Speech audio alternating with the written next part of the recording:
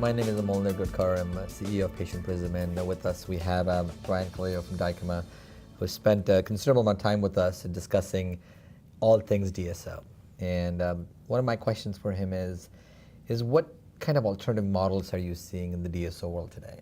No, I mean, that's a really great question. You know, the evolutionary track that we had in this space for about the last 5, 6, 7 years has been straight towards people that have heard me speak on the evolution of dentistry, from single dentist-owned practices to group practices to startup DSOs to DSOs. But now there's been, I'm not a biologist, but there's been like an evolutionary split that has occurred where not everybody has to go to the conventional DSO model. There are a lot of alternative models available. Some of them are designed for folks that aren't sure if they want to jump totally off the cliff and take the jump to a DSO. Sure. So there's a lot of what I call strategic partnership opportunities out there where you can sign on to a limited suite or a limited offering of non-clinical support services, pay a fee to that, keep what's left over for your office. You maintain the equipment and the intellectual property and the lease and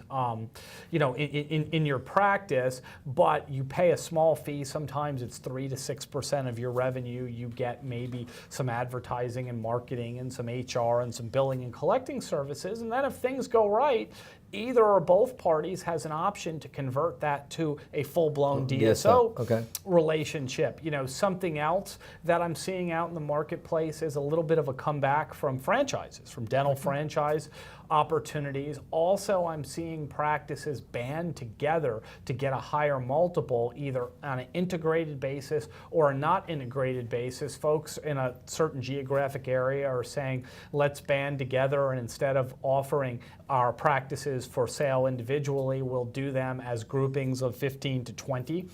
And then, you know, I'm also seeing a lot of direct-to-consumer models, you know, one-day implants, one-day dentures, a lot of the clear aligner programs out there that offer directly to consumers, some of them with brick and mortar, some of them without brick and mortar. So these are the topics that really, really interest me right now, this evolutionary split where you don't go directly to the conventional DSO model and you do some of these alternatives. And it's is it more prevalent in states where the regulations are not as onerous?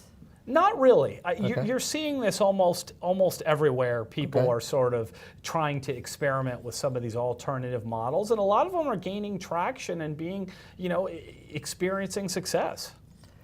Are you seeing anything? I hear this from, I mean, the industry is small, so you hear all sorts of news. We've seen some dental insurance companies trying to get into the space.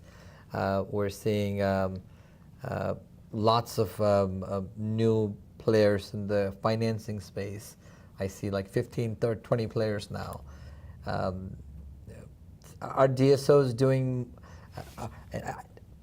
how will that impact, right, this new trend with the DSOs? Well, I mean, I think you're going to see more financing opportunities, which are really, really good. You know, everybody, you know, in the industry for a while, you had Opus Bank and you had East West Bank, and they discontinued their DSO program. So it created a little bit of a void, but now you're seeing folks like Citibank has got a really, really good program, for example, and there's several other players that have entered the marketplace that are now lending specifically to the DSO space. It's led to more choices for the borrowers, and I think that's really largely been very, very good for the industry.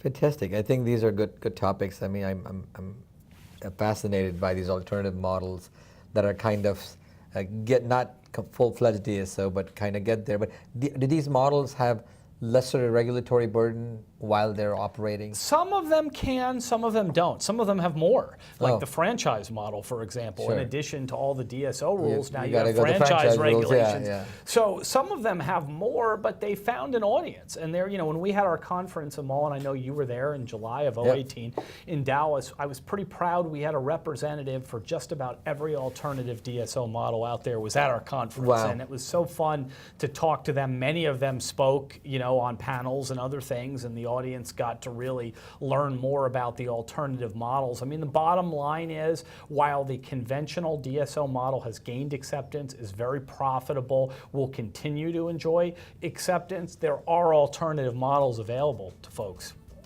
Well, fantastic. Great discussion this morning about this. Thank you so much. Thank you.